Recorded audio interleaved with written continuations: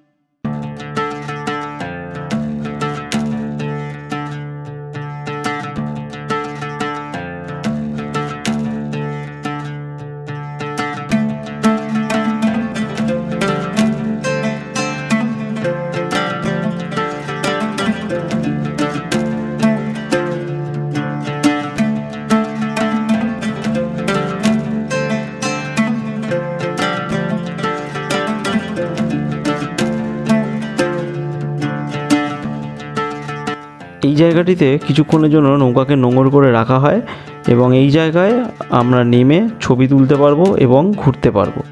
এবং এখানে লাল কাঁকড়াও এই জায়গাটিতে আপনারা দেখতে পাবেন।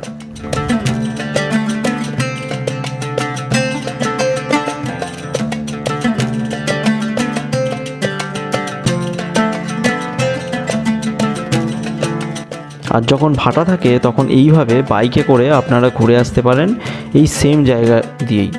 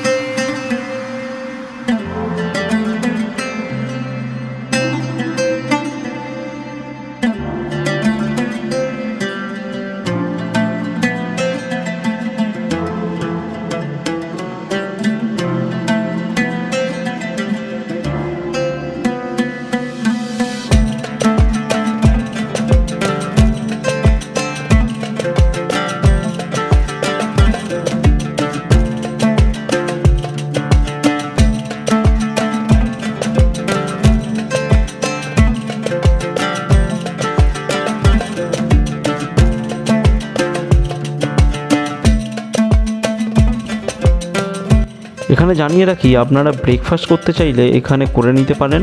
এখানে এই তালসারি বিচের বাইরে অনেক দোকান আপনারা পেয়ে যাবেন ব্রেকফাস্টের জন্য।